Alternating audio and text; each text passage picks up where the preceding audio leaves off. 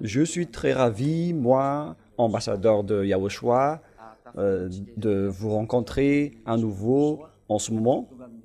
Nous sommes arrivés au moment où nous puissions avancer ensemble dans cet enseignement.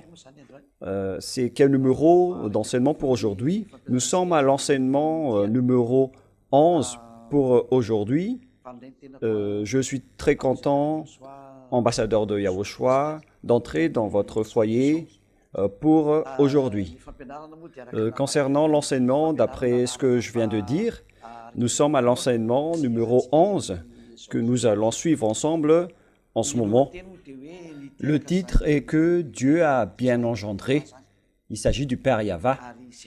Et c'est ce que nous allons voir pour prouver. C'est clair alors que lorsqu'il a engendré, est-ce qu'il a engendré un Dieu ou pas? Je vous donne déjà la réponse.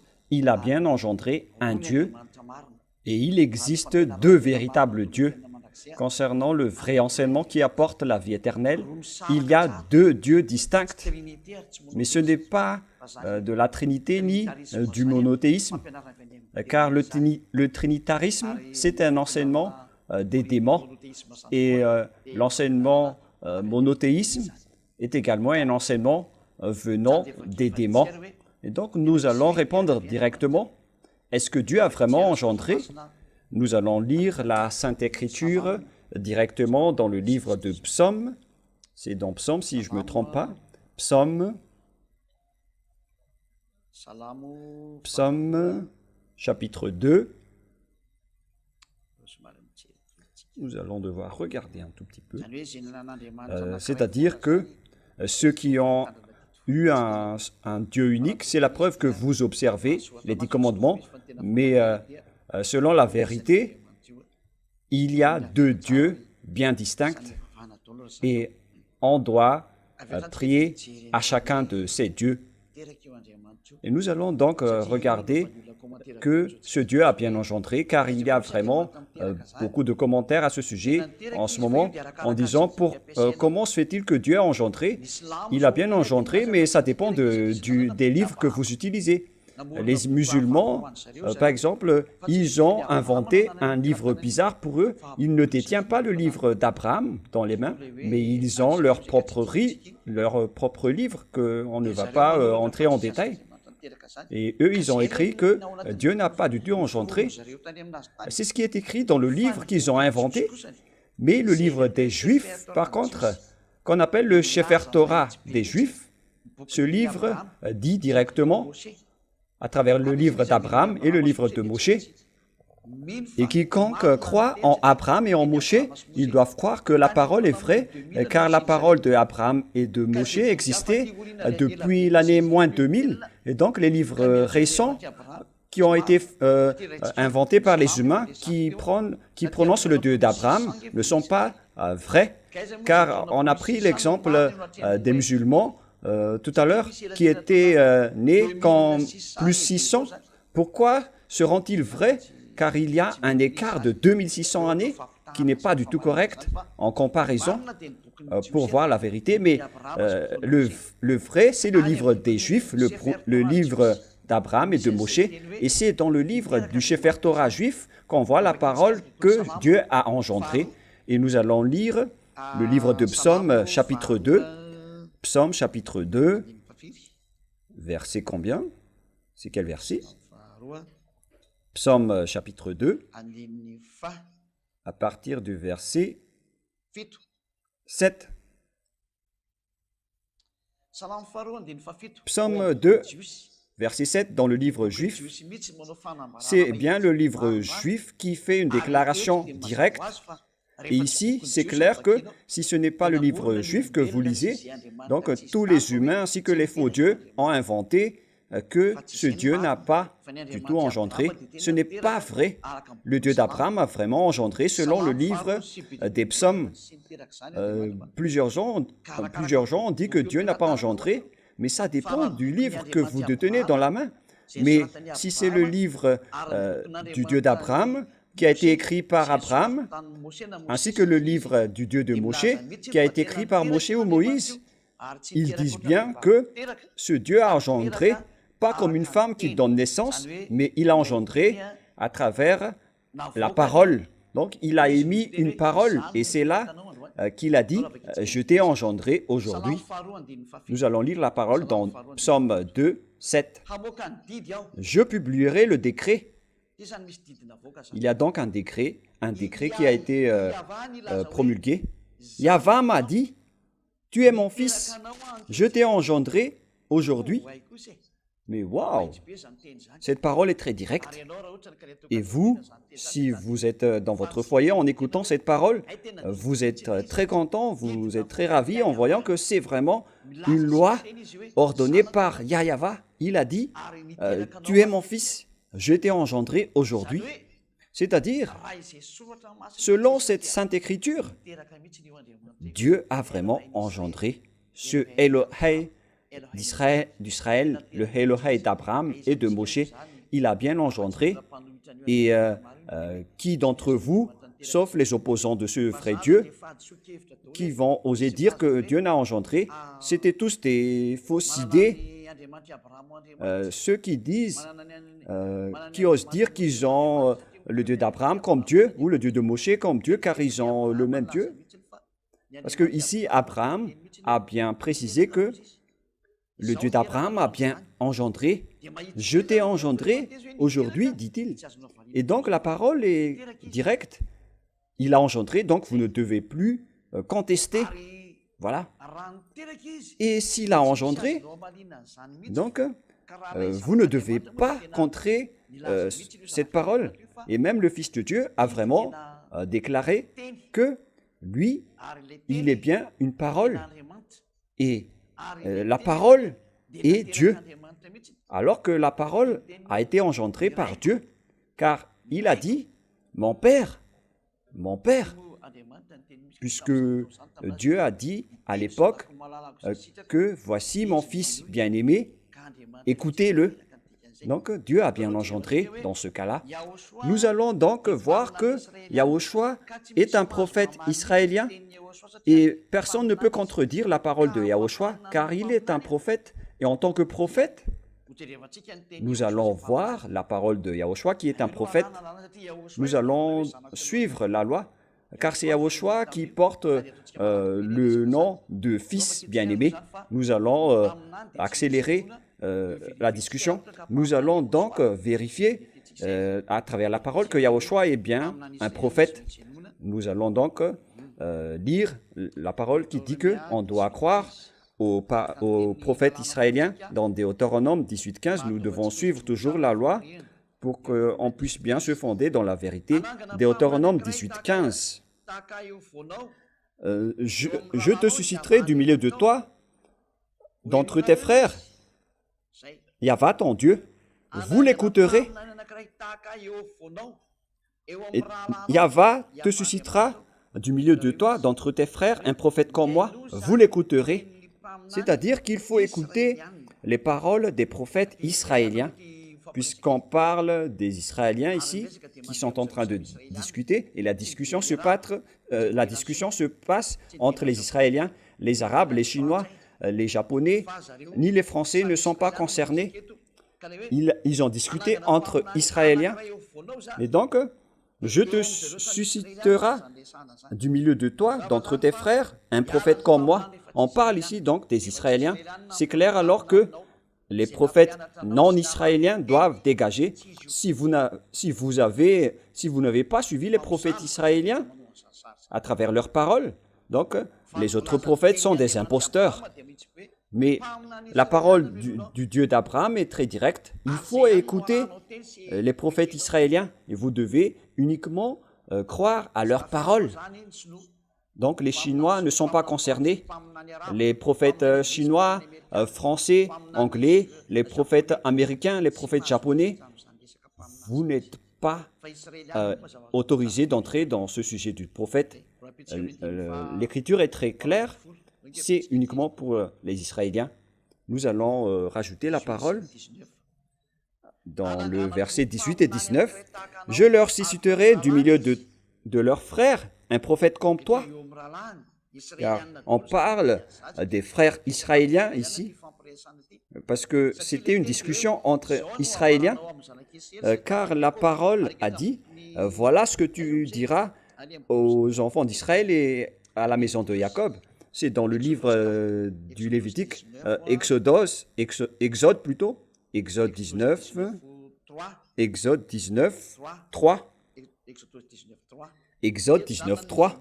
Ici, donc, on a donné les lois. Moshe monta vers Dieu et Yahva l'appela du haut de la montagne en disant, tu parleras ainsi à la maison de Jacob et tu diras aux enfants d'Israël. Et donc, on a donné la déclaration à la maison de Jacob et aux enfants d'Israël. Les Arabes, ni les Français, ni les Malagasy ne sont pas concernés, ni les Anglais, ni les Chinois. Mais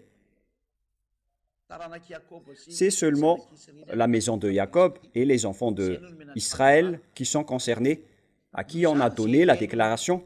Donc, ceux qui ont écouté d'autres déclarations, ce sont tous des faux. Vous avez fait des erreurs. Et nous allons donc voir la parole que dans le livre du Deutéronome 18, dans Deutéronome 18, on précise bien que c'est une discussion entre Israéliens qui s'est passée ici. Deutéronome 18, 15. C'est-à-dire que les Français, ni les Arabes, ni les Chinois, ni les Anglais, ni les Américains ne sont pas concernés, mais on doit écouter seulement les Israéliens. Nous allons relire le verset 18 et 19 pour glorifier le Père Yahva et Yahushua. « Je leur susciterai du milieu de leurs frères un prophète comme toi, je mettrai mes paroles dans sa bouche, et il leur dira tout ce que je lui commanderai. » C'est-à-dire, il y a donc ici une parole que le Père Yahva va les poser à eux, à travers ses prophètes, et cette parole va être transmise aux Israéliens. Et donc, il faut écouter ce prophète qui est un prophète israélien, qui porte la parole du Père Yahva. Et nous allons donc sauter et courir vers une autre parole, que c'est bien Yahushua qui est bien le Fils de Dieu, qui a bien été engendré par Dieu. Nous allons donc d'abord voir pourquoi il est un prophète. Car s'il n'est pas un prophète, donc ça ne marche pas. Et où est la parole qui prouve qu'il est un prophète? Nous allons regarder un peu cette parole qui prouve qu'il est bien un prophète. Patientez un peu.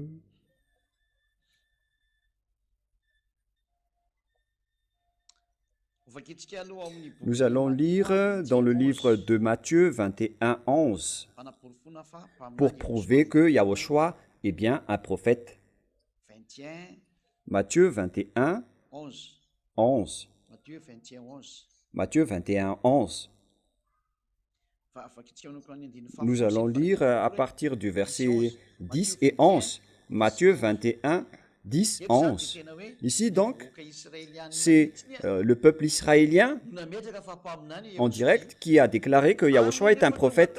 Lorsqu'il entra dans Jérusalem, toute la ville fut émue et l'on disait, « Qui est celui-ci » La foule répondait, « C'est Yahushua, le prophète de Nazareth en Galilée. » C'est-à-dire, c'est le peuple qui a confirmé, qui a donné une confirmation pour le monde entier que, quoi?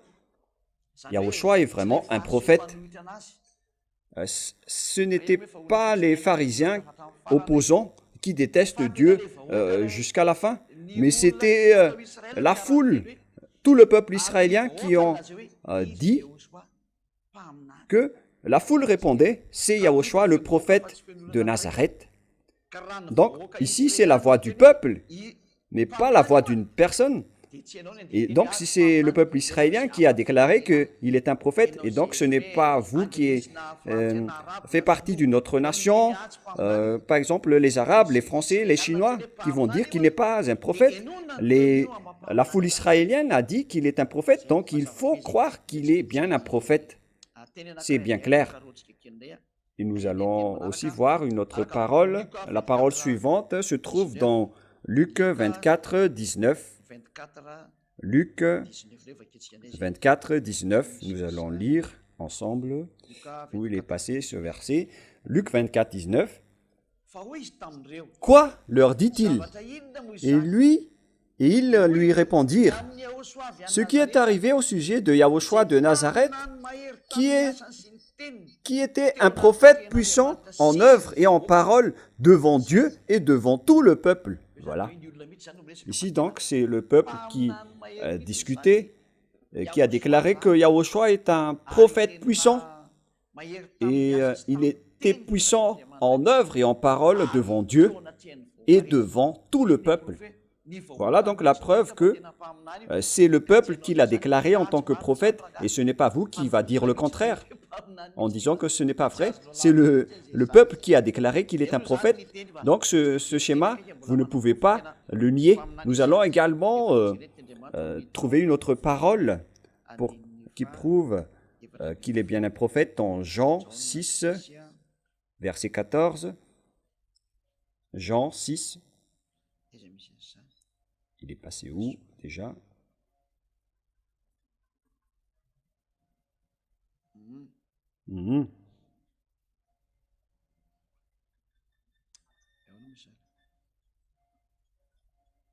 Comment on va faire?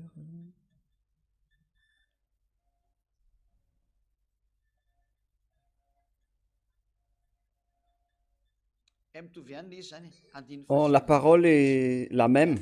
C'est dans le verset 19. La parole est la même. En parlant du prophète puissant, c'est dans Jean 6, 19, mais pas 14. Quoi leur dit-il?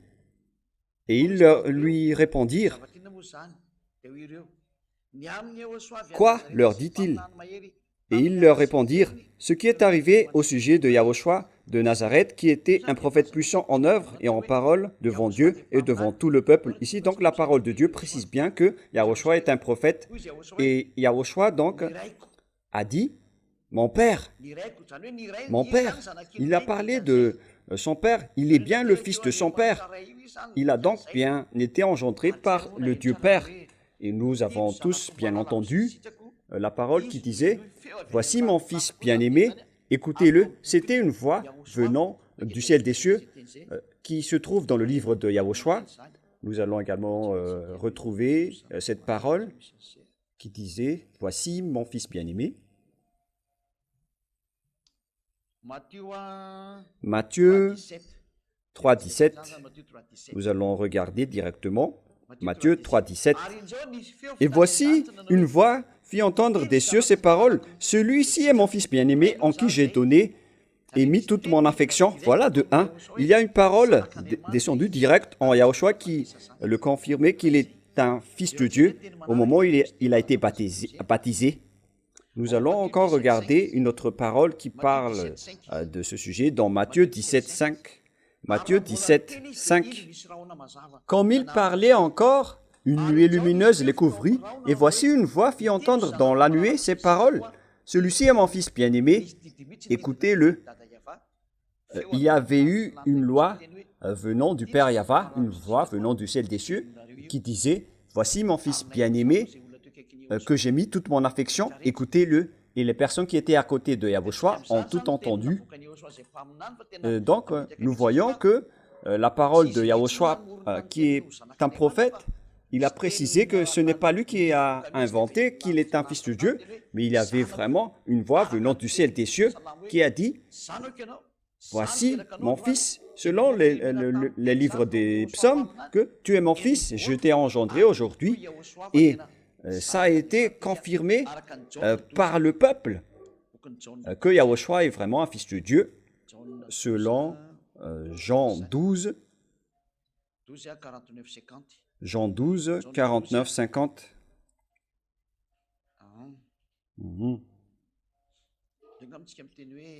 Et nous allons voir le terme « mon père ». Je vais devoir regarder. Donc, on va devoir changer un peu le verset. On va chercher le terme « mon père ». Nous allons rechercher un peu cette parole. C'est où déjà? Nous allons rechercher cette parole.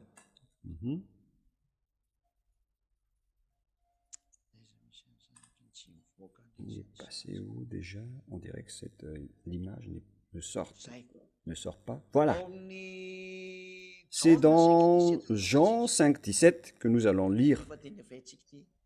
Et tout le monde connaît cette parole. Mais Yahushua leur répondit, Jean 5, 17, pour prouver que Yahushua a bien dit qu'il a son Père.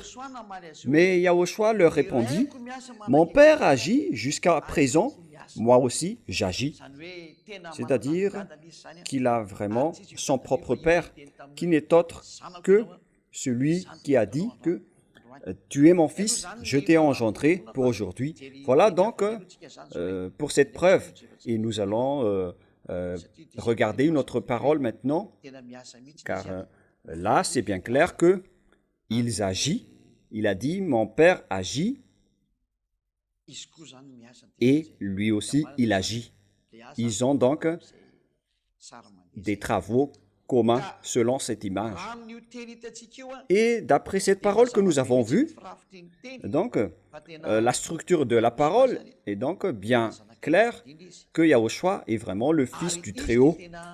Et il a été engendré par quoi? Et Yahushua a expliqué qu'il a été engendré par la parole. Il était en Dieu. Et lorsque le Père Yahva, le Elohei d'Abraham et de Moshe l'a engendré, il l'a engendré par de la parole, car ce n'était pas le Père Yahva qui a fait toute la création, mais lorsqu'il a émis une parole, c'est cette parole qui a complété toute la création. C'est le Père Yahva qui a émis la parole et c'est la parole qui a fait la réalisation de la parole du Père Yahva. Si on va schématiser, lorsque le Père Yahva n'a rien émis de parole, donc il n'a pas encore engendré et il n'a rien créé. Mais à partir du moment où il a évoqué une parole, c'est à travers sa parole qu'il a émis une parole. Et c'est cette parole qu'on a appelée Fils de Dieu. Et c'est cette parole qui est Yahushua. Et c'est cette parole qui est appelée en tant que Dieu. Donc c'est clair que nous avons deux dieux distincts après. C'est-à-dire que Dieu a engendré et il existe deux dieux à adorer. Nous allons lire ce verset dans Jean chapitre 1, verset 1. Nous allons revenir à la parole dans Jean chapitre 1, verset 1. Au commencement était la parole, et la parole était avec Dieu, et la parole était Dieu. Là, vous voyez bien que ce Dieu, quand il a parlé, au commencement était la parole, et la parole était avec Dieu, et la parole était Dieu. Donc cette parole qui était sortie de ce Dieu, c'est aussi un Dieu. Et donc, la parole était avec Dieu au commencement. C'est pourquoi je vous ai enseigné, lorsque Dieu n'a pas encore parlé, il était encore avec Dieu. Mais lorsqu'il a émis une parole, cette parole était sortie et cette parole était Dieu. Et cette parole était devenue chair. Et nous allons lire cette parole. Attendez. Toutes choses ont été faites par elle, et rien de ce qui a été fait n'a été fait sans elle. Voilà. Donc c'est cette parole, ou bien Yahushua, c'est à travers elle qu'on a créé toutes choses. Elle était donc l'outil que le Père Yahva a utilisé en tant que créateur pour créer toutes les choses. Mais sans elle, rien n'a été fait. Donc, c'est cette parole que le Père Yahva a utilisée. C'est la parole de Yahushua aussi qu'on a fait porter aux disciples à l'époque. Et les disciples ont expliqué la parole de Yahushua. Et verset 14, Et la parole a été faite chair, et elle a habité parmi nous, dans Jean 1, 14.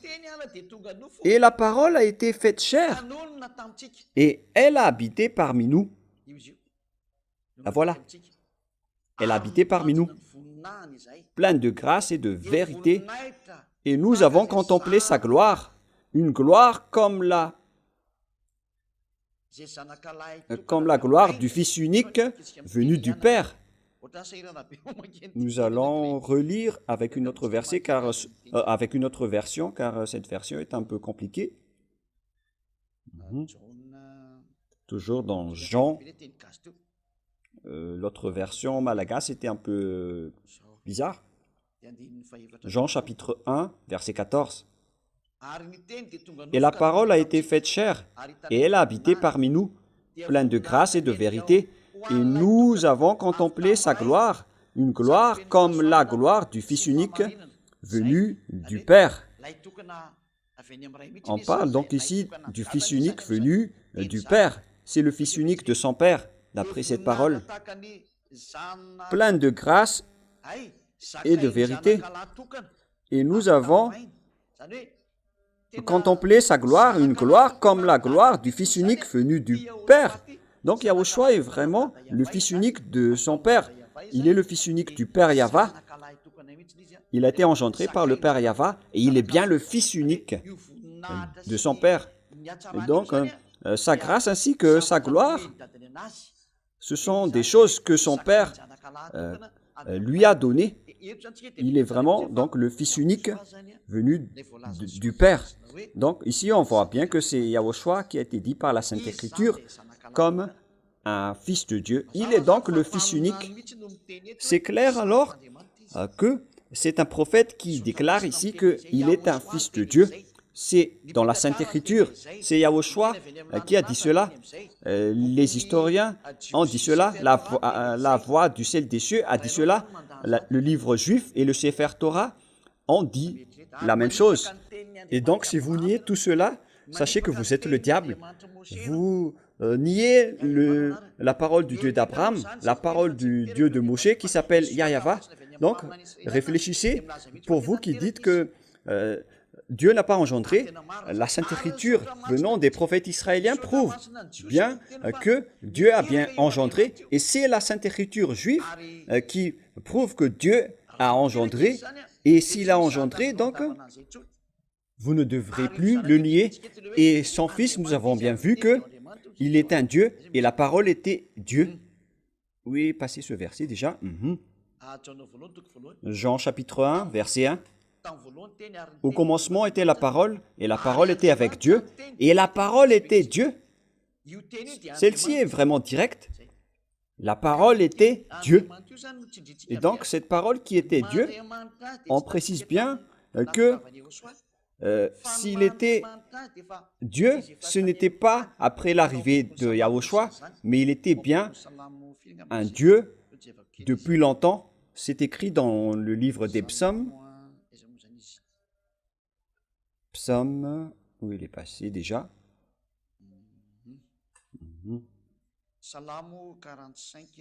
Psaume 45, versets 6 et 7. Nous allons regarder rapidement. Et donc pour les religions qui font fausse route, qui disent que Dieu n'a pas engendré, ce livre n'appartient pas du tout au Dieu d'Abraham. Vous avez juste inventé comme ça ces livres qui n'appartiennent pas du tout à ce Dieu d'Abraham. Et préparez-vous, ceux qui ont fait du mal à ce Dieu d'Abraham, votre heure est arrivée. Voilà Élia, il détruit et anéantit ceux qui ont fait du mal au Père Yahva. Et vous allez dire, est-ce que vous arriverez à le faire tout seul? On verra la suite. Je ne suis pas seul. Psaume 45. Verset combien? J'ai dit tout à l'heure, déjà.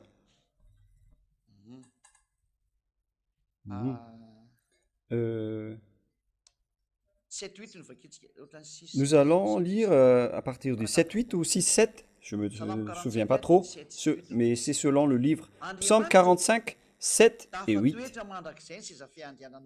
ton trône, ô Dieu, est à toujours. Les sceptres de ton règne est un sceptre d'équité. On appelle donc un Dieu celui qui est assis sur son trône. Celui qui est assis sur son trône est un Dieu. Tu aimes la justice et tu es la méchanceté. C'est pourquoi, ô Dieu, ton Dieu, t'a oint d'une huile de joie par privilège sur tes collègues.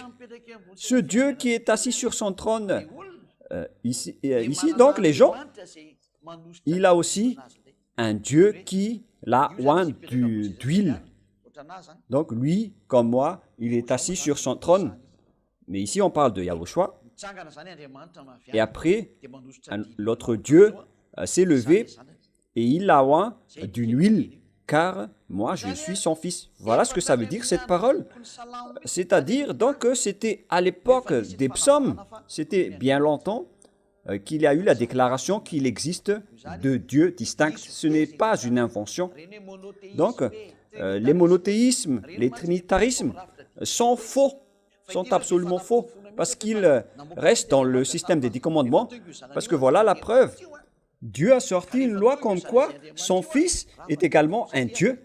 Et après l'arrivée de son Fils, les 10 commandements ont été abolis, car cela a nié le Dieu unique dans les 10 commandements, car avec les 10 commandements, c'était Dieu Yahva qui était le seul Dieu, mais lorsqu'il était en colère, il a précisé une parole comme quoi « Je t'ai engendré aujourd'hui » et son Fils, il appelait « Oh, mon Dieu, ton trône est très magnifique, etc. » Et « Oh Dieu qui est ton Dieu », nous allons également lire cette parole en une version française. Et donc ici, c'est bien clair qu'il y a deux dieux distincts, ce qui prouve que le trinitarisme est un enseignement du diable. C'est un enseignement venant du diable. Ou encore le monothéisme. Ça vient aussi du diable, car l'autre Dieu oint l'huile et l'autre Dieu reçoivent l'huile. Comment ils vont être les mêmes? Nous allons les faire en images. C'était psaume combien déjà? 45, 7, 8. 45, 7, 8. Tu aimes la justice.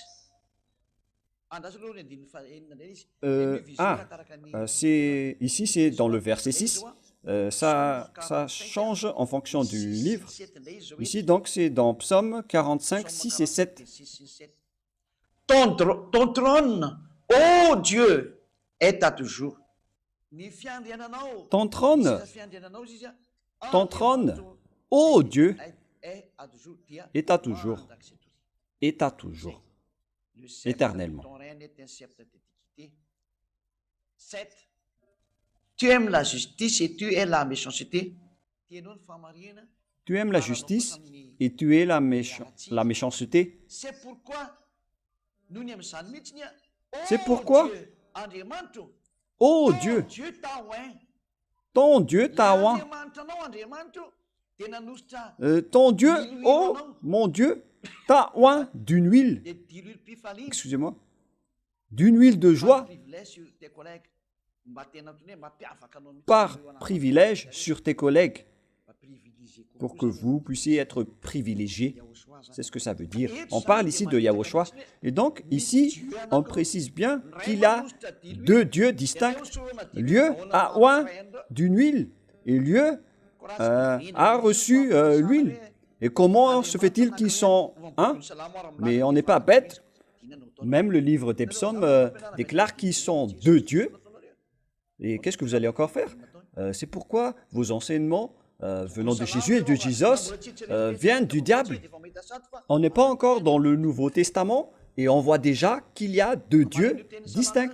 Est-ce que vous allez contredire la parole des psaumes? Nous allons faire en image. Et réfléchissez bien la prochaine fois. N'argumentez plus devant la vérité. Si vous êtes convaincu, faites-vous baptiser.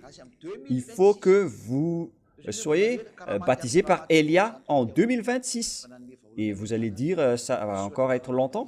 Mais si vous allez mourir avant, moi je vous ai donné une solution, inscrivez votre nom au baptême dans le royaume de Yahushua, et c'est déjà mieux. Voilà la vérité. Nous allons donc mettre en image, voilà le trône, et quelqu'un est assis dessus. Et nous allons mettre ici le Fils de Dieu, le Fils du Très-Haut, le voilà. Nous ne sommes pas vraiment spécialistes du dessin, mais on va faire à peu près. Voilà le Fils du Très-Haut que vous pouvez voir en image. Et ici donc, il y a un Dieu qui se met debout, qui est son Père. Voilà son Père qu'on va dessiner en plus grand. Voilà. Et celui-là, il a pris une huile, il a pris de l'huile qu'il a posée par terre. Et après, il a oint sur la tête de son fils. Comment se fait-il que ces deux dieux sont un? Car l'autre a oint de l'huile et l'autre a reçu l'huile. Comment se fait-il qu'ils sont un? Mais on n'est pas bête, même les aveugles vont dire que ce sont deux dieux. Mais ceux qui disent qu'ils voient bien, ils sont devenus aveugles à l'avance. Parce que même l'image ici précise qu'il y a deux dieux. Et c'est également prouvé par le livre des psaumes. C'est la preuve que lorsque le Père Yahva est en colère, il a quitté les 10 commandements. Et après, il a déclaré qu'il y a deux dieux. C'est lui-même qui l'a déclaré. La preuve, il a abandonné les 10 commandements et les lois de Moshe. C'est ce que nous voyons dans Ésaïe 66.3 en disant « Celui qui immole un bœuf est comme celui qui tuerait un homme, celui qui sacrifie un agneau est comme celui qui rompait la nuque à un chien, etc. » Dieu a donc prouvé que vous allez être en guerre avec moi si vous continuez encore ce schéma. Et il a dit, je vous conseille de quitter cette image qui n'est plus convenable. Voilà donc la parole directe pour vous dire qu'il y a deux dieux bien distincts. Voilà. Pour prouver donc qu'il y a deux dieux qu'on doit adorer. Nous allons donc entrer dans la preuve qu'il y a deux dieux qu'on doit adorer, mais pas un Dieu unique, comme dans le monothéisme et dans le trinitarisme. Et nous allons voir dans le Nouveau Testament qu'il y a deux dieux distincts. Quelle est la raison? Le Père Yahva a dit qu'il est immortel, il vit éternellement. Le Fils de Dieu, par contre, il était déjà mort, selon lui. Et comment se fait-il qu'il soit pareil, eux deux, à ce sujet-là? Et la Sainte Écriture dit bien que Dieu n'est pas un homme pour mentir, ni un fils de l'homme pour se repentir. Le Père Yahva n'est pas un fils de l'homme, alors que son fils était bien un fils de l'homme. Nous allons voir ce schéma qui distingue eux deux. Donc, non, le Dieu Père n'est pas du tout le Dieu Fils. Nous allons voir également la Sainte Écriture dans le livre d'Apocalypse. Apocalypse, chapitre 4. Apocalypse, chapitre 4. Apocalypse, verset, c'est quel verset déjà? Versets 10 et 11. Apocalypse 10 et 11. Les 24 vieillards se prosternent devant celui qui est assis sur le trône, et il adore celui qui vit au siècle des siècles. Donc, celui qui est assis sur son trône vit éternellement, et ils jettent leur couronne devant le trône en disant « Tu es digne, notre Seigneur et notre Dieu, de recevoir la gloire et l'honneur et la puissance, car tu as créé toutes choses, et c'est par ta volonté qu'elles existent et qu'elles ont été créées. » Ah, ça a été un peu caché par le nom de Elia. Et donc, ici, on parle du Dieu créateur, celui qui a créé ce monde. Il vit éternellement, il est immortel. Alors que le Fils de Dieu a bien précisé qu'il était déjà mort, mais il est également en vie éternellement. Le Fils également a dit qu'il était déjà mort.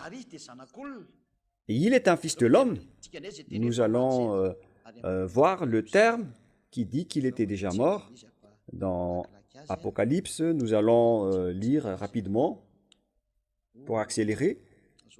Oh, on doit le rechercher un peu. Où est-ce qu'on peut le trouver?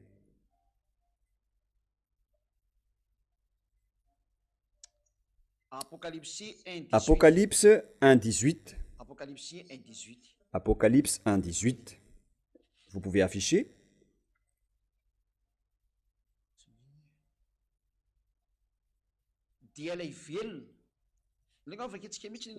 Nous allons lire à partir du premier verset.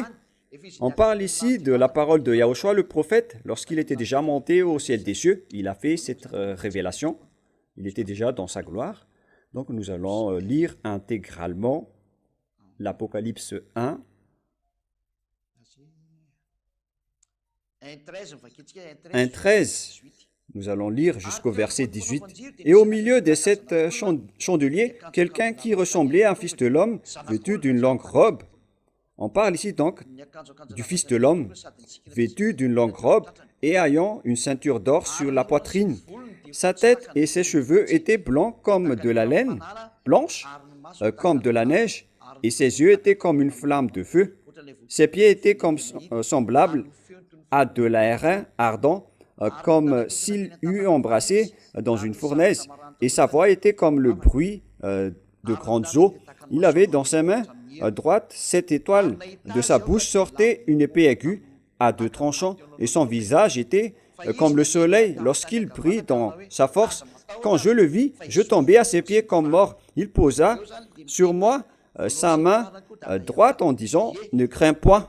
Ici donc le Père Yahva est également précisé qu'il est le premier et le dernier. Mais voilà la différence. Et le vivant, j'étais mort. Et voici, je suis vivant au siècle des siècles. Je vous pose la question, ce fils de l'homme, il était déjà mort. Mais à quel moment le Père Yahva était mort? Car la Sainte Écriture précise que le Dieu Père Yahva, il vit éternellement, il est immortel. Mais le Fils de Dieu, par contre, il précise qu'il était déjà mort. On parle de Yahushua ici. Et si Yahushua a dit qu'il était déjà mort, donc il n'est pas du tout le Père Yahva. On ne peut pas mélanger ces deux dieux. Ce qui les mélange et le diable en direct. Ne les suivez plus, mais gare à vous, si vous voulez les suivre, tant pis pour vous. Si vous voulez vous jeter en enfer, alors assumez les conséquences. Mais pour ceux qui veulent fuir la colère du Père Yahva, dégagez-vous de là. L'image est bien claire, on ne peut pas confondre le Fils au Père. Ils sont vraiment distincts. L'autre était mortel, il a bien dit qu'il était déjà mort, mais le Père Yahva est immortel. Et comment peut-on les confondre? Et si vous dites que c'est le Père Yahva qui est également le Fils de Dieu Yahushua, je ne sais pas comment vous allez l'appeler, si vous allez les confondre, vous allez donc rendre le Père Yahva mortel. Vous avez transgressé la loi de Dieu. C'est seulement le diable qui peut dire cela. C'est seulement les diables qui osent dire que le Père Yahva était déjà mort. Car le Père Yahva a déjà précisé que je suis immortel. C'est bien clair. Voilà donc la preuve que la Trinité et le monothéisme sont faux. Ceux qui disent que le Dieu Père est égal au Dieu Fils est égal au Saint-Esprit, je ne parle plus des erreurs qu'ils ont fait avec le Saint-Esprit, mais on va s'arrêter avec le Père et le Fils, et parce que s'ils sont distincts, donc tout le reste est faux. Donc la parole est directe ici que toutes vos doctrines sont fausses. Ce sont des enseignements des démons. Ceux qui ont déclaré que le Dieu Père est égal au Dieu Fils est égal au Saint-Esprit, ou encore la Trinité qui ont mis les trois dans une seule coupe, c'est le schéma qui démontre que vous êtes dans le système des 10 commandements avec votre trinitarisme et le monothéisme. Cela prouve que vous avez l'enseignement du diable, et c'est le diable qui porte ce dernier. Et ceux qui prient dans le cadre de ce système, vous êtes tous du diable, vous êtes tous des enfants du diable. Mais qu'est-ce que vous avez fait? Je vous ai donné toutes les preuves. Hein. Contestez si vous allez réussir. Parce que c'est vraiment direct ici que l'autre est mortel et l'autre est immortel. Et comment pouvez-vous les confondre? Et ils ont dit, mais en tant qu'humain, il est mortel. Mais dans le côté immortel, il est immortel. Qui vous a appris cela? Le Fils a dit que j'étais déjà mort. Mais à quel moment le Dieu, le Père, il était déjà mort? Voyez-vous cette grande folie que vous faites? Et à vrai dire, le Fils a dit, comme autre preuve, le Fils a dit que je suis le Fils de l'homme. Mais le Père Yahva, quant à lui, il a dit, je ne suis pas un homme. Alors que Yahushua est bien un homme. Mais le Père Yahva n'est pas du tout un homme. Et comment pouvez-vous les confondre? Nous allons lire cette parole qui dit que Yahushua est un homme. Nous allons rechercher un peu cette parole.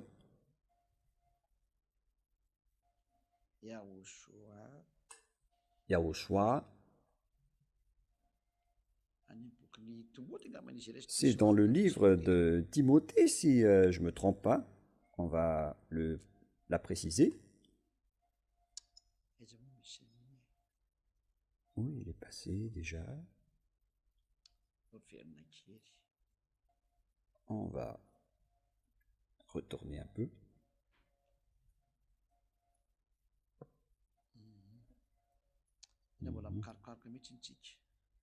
Nous devons rechercher dans 1 Timothée. 1 Timothée.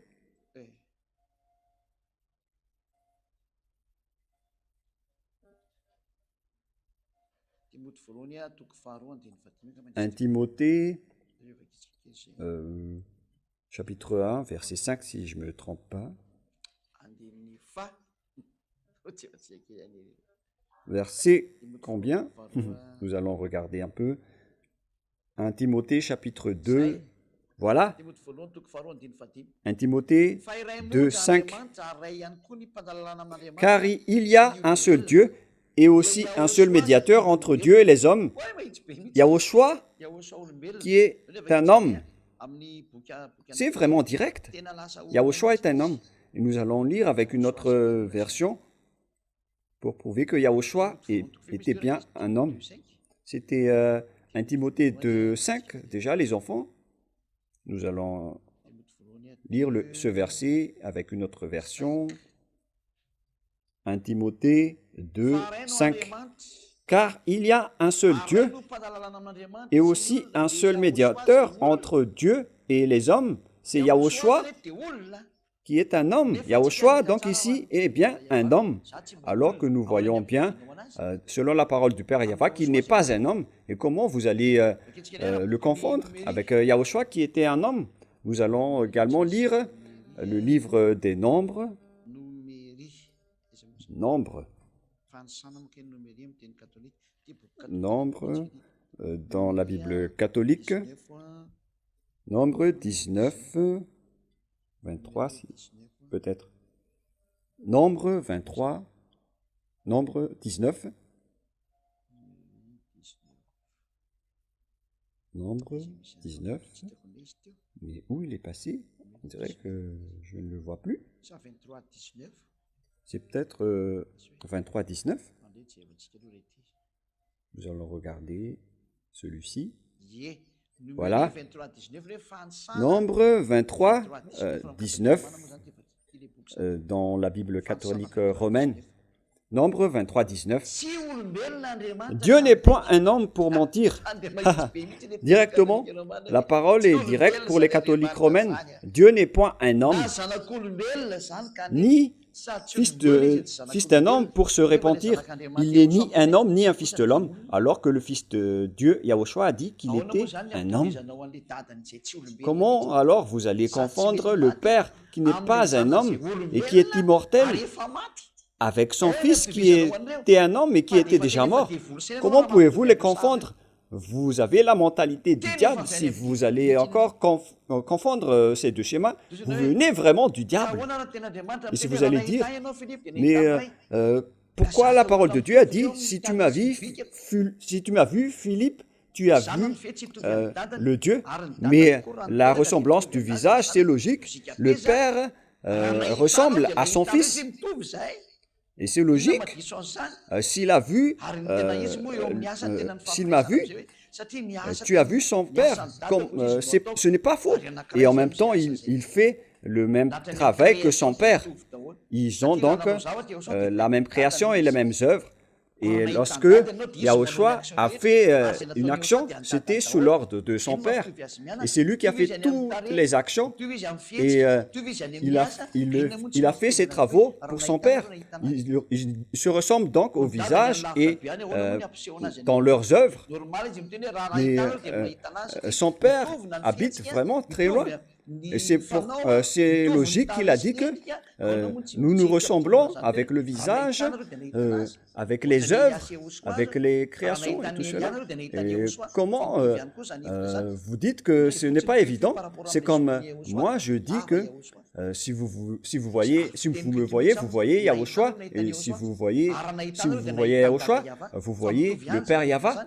Et je dis ça souvent, car si vous m'avez vu, moi, Elia, vous avez vu Yahushua et vous avez vu le Père Yahva. Car moi et Yahushua, nous sommes qu'un. Tout ça vous prouve que Dieu est unique. Et le Dieu Fils aussi est unique et distinct.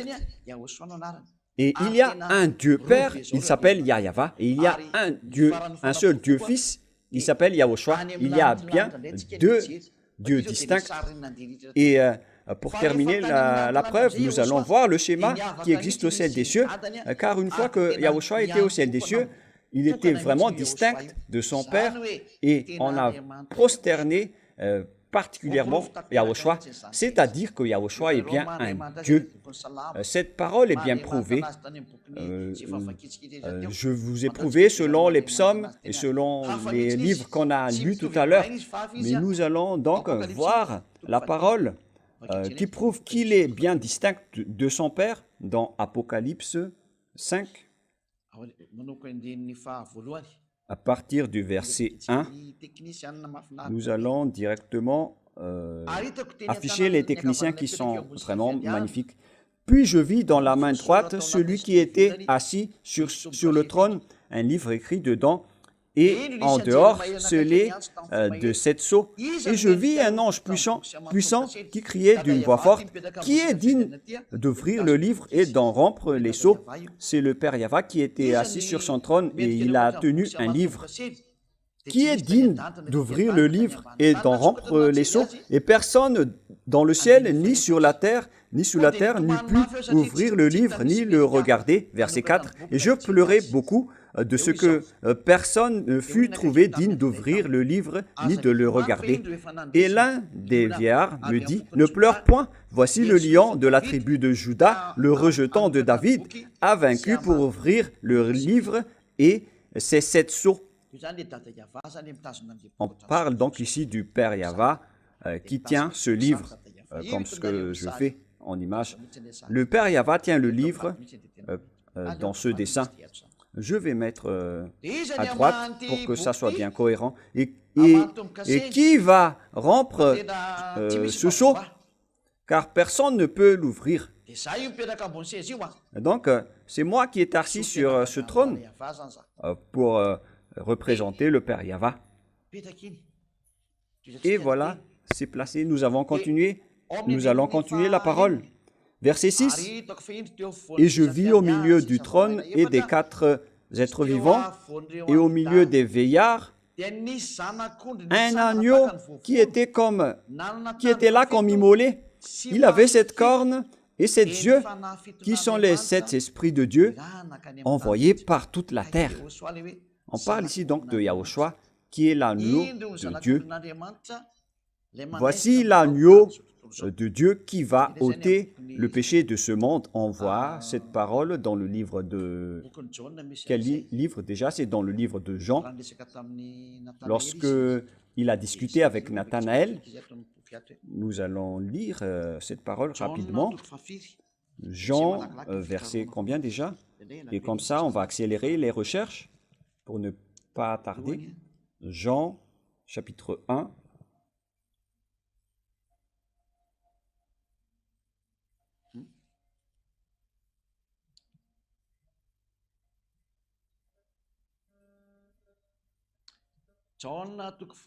Jean, chapitre 1, à partir du verset... de quel verset?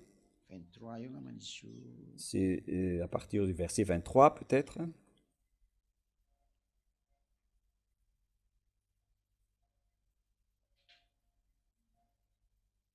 « 23 et 24, nous allons voir ensemble. Jean 1, 23, 24. Nous allons confirmer si c'est bien cela. Normalement, c'est cela. Hein. Jean 1.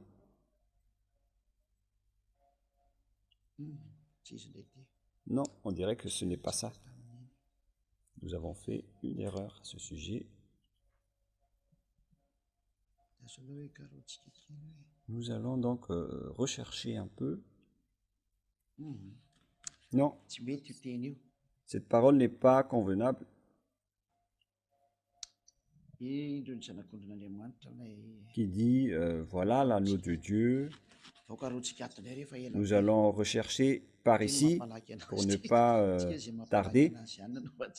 Ici, on va accélérer parce qu'on doit chercher les moyens, des moyens pour que ce soit rapide.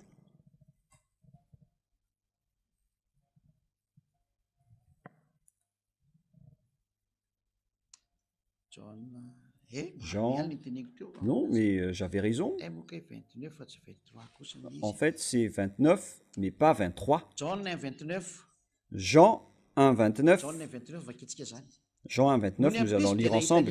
Le lendemain, il vit Yahushua venant à lui et il dit, « Voici l'agneau de Dieu qui ôte le péché du monde. » C'est l'apôtre Jean, non, c'est Jean-Baptiste qui l'a vu et il a dit, « Voici l'agneau de Dieu. » Et c'est l'agneau qu'on vient de voir dans le livre d'Apocalypse tout à l'heure. C'est Yahushua qui est l'agneau dans le livre d'Apocalypse. Dans Apocalypse 5, verset... combien déjà? Ah, où est passé ce verset? À partir du verset... de quel verset déjà? Verset 6. « Et je vis au milieu du trône et des quatre êtres vivants, et au milieu des vieillards, un agneau qui était là. » C'était Yahushua, comme immolé. C'était Yahushua qu'on a vu dans le livre de Jean. Verset 7, il vint et il prit le livre de la main droite de celui qui était assis sur le trône. Donc c'est Yahushua qui a pris ce livre, qu'il a pris des mains de son Père. Et donc si je m'assois ici et un autre prend ce livre, et comment vous allez dire que c'est moi-même qui a pris ce livre? Mais c'était vraiment un film qui s'est passé au ciel des cieux, dans ce cas-là, c'est-à-dire un mensonge. Mais celui qui est assis sur son trône, qui tenait le livre, est bien distinct, différent de celui qui a pris le livre. C'est Yahushua qui a pris le livre. Il est un autre personnage par rapport au Père qui est assis sur le trône. Le Fils est bien distinct du Père qui était assis sur son trône. Et le Fils a pris le livre des mains de son Père. Il est bien distinct dans ce cas. Qu'est-ce qui se passe donc? On voit bien qu'il y a deux dieux bien distincts jusqu'au ciel des cieux. Moi, je vous dis directement qu'au ciel des cieux, il y a deux dieux qu'on doit adorer. Nous allons continuer dans le verset 8. Quand il eut pris le livre, les quatre êtres vivants et les 24 vieillards se prosternent devant l'agneau. Ils se sont prosternés devant l'agneau, tenant chacun une harpe et des coupes d'or remplies de parfums, qui sont les prières des saints. Ici, donc, ils ont fait des prières à l'agneau avec des prosternements. Ils se sont prosternés devant l'agneau notamment les 4 êtres vivants, ainsi que les 24 vieillards, tenant chacun une harpe et des coupes d'or remplies de parfums, qui sont les prières des saints. Et donc, ces êtres étaient là pour prier. Voilà ce que ça veut dire. C'est bien clair alors qu'on a prié Yahushua. Donc, quand Yahushua était revenu au ciel des cieux, et c'était devant le Père Yahva qu'on a démontré, qu'on a montré qu'on a adoré, on a prié Yahushua. Cet enseignement est vraiment très clair. Et nous allons regarder notre parole dans Apocalypse 1, combien déjà? Apocalypse 1, 8, voilà. Apocalypse 1, 8, que nous allons lire. Apocalypse 1, 8. 5, 8, en fait, les techniciens, vous ne rectifiez pas non plus, vous êtes étourdis. Quand il lui prit le livre, les 4 êtres vivants et les 24 vieillards se prosternèrent devant l'agneau, tenant chacun une harpe et des coupes d'or remplies de parfums, qui sont les prières des saints. Quand il eut pris le livre, les 4 êtres vivants et les 24 veillards se prosternèrent devant l'agneau, tenant chacun une harpe et des coupes d'or remplies de parfums, qui sont les prières des saints. L'image est très claire. Ils ont prié. Qui sont les prières des saints? Les saints, donc, lorsqu'ils tiennent une harpe et des coupes, lorsqu'ils font ce geste en se prosternant, c'est-à-dire qu'ils sont en train de prier. C'est bien clair, donc, que le schéma qu'on a vu dans l'Apocalypse 5, verset 8, précise bien que Yahushua est bien un Dieu qu'on a adoré et qu'on a prosterné. Et ceux qui ne prient pas en lui est le diable. Le schéma est donc clair que Yahushua est un Dieu qu'on adore. Il y a donc 2 dieux bien distincts. Les autres sont tous faux. Ce sont des enseignements du diable qui ont dénigré Yahushua. Mais Yahushua, même si il est un Dieu qu'on doit prosterner, il n'est pas plus grand que son Père. Son Père est toujours supérieur et Élia confirme cela. Le premier, c'est le Père Yahva. Ensuite, c'est Yahushua. Voilà les 2 seuls dieux qu'on prie au ciel des cieux. Et ceux qui sont sur la terre suivent cela. On va faire revenir cette gloire. C'est le rôle de Élia de la faire revenir et je vais tout faire pour y arriver. On va faire revenir au Père Yahva sa gloire, mais non plus à ces faux dieux. Le moment de les anéantir est arrivé et je vais vraiment les anéantir. Voilà Élia, si vous ne connaissez pas, vous allez dire comment vous allez les anéantir. Moi, je ne suis pas seul. Hein. Moi, je suis avec mon Père qui soutient ce travail et je vais l'accomplir et je vais vraiment l'accomplir. Gloire au Père Yahva. Voilà, pour terminer, il y a 2 dieux. Ce Dieu a engendré, tout a été répandu. Soyez décisifs, faites-vous baptiser si vous êtes convaincus et ne trichez pas. Comment vous allez tricher tout cela? Mais vous n'avez même pas honte devant ce Dieu. Vous n'avez pas peur dans votre cœur et dans votre esprit pour encore voler toutes ces paroles, au lieu de vous repentir. Le conseil de Élia, si vous ne voulez pas être jeté en enfer et si vous ne voulez pas avoir la grande colère, inscrivez vos noms dans le baptême si vous êtes convaincus. Prions ensemble. Gloire à toi, Père Yahva. Merci infiniment pour ces paroles. Nous sommes très ravis d'entendre ta bonté. Tu nous enseignes la vérité. Gloire à toi, Père Yahva. Bénis cette parole pour que les gens la comprennent. Bénis cette parole pour que les gens la comprennent bien, pour qu'ils reconnaissent que cet enseignement est amour, pour que les gens se tournent vers toi. Et Élia te demande que les Saint-Esprits travaillent pour attirer le monde entier, pour écouter cet enseignement que Élia a déjà enseigné, pour convaincre les gens, pour se tourner vers toi. pour aller en Yahushua à travers Élia que tu as envoyé sur cette terre. Il faut faites en sorte que les âmes qui cherchent le salut soient avec moi. Père, le moment de l'anéantissement est arrivé, le moment de la destruction est arrivé. Alors, sauve rapidement ceux qu'on doit délivrer, Père. Merci infiniment pour toutes ces paroles qui sauvent ceux qui ont écouté pour qu'ils reviennent vers toi. Au nom de toi, Yahushua, je fais toutes ces prières. Alléluia. Amen. Je vous souhaite à tous d'être bénis par Yahushua. À notre prochain enseignement. Au revoir tout le monde.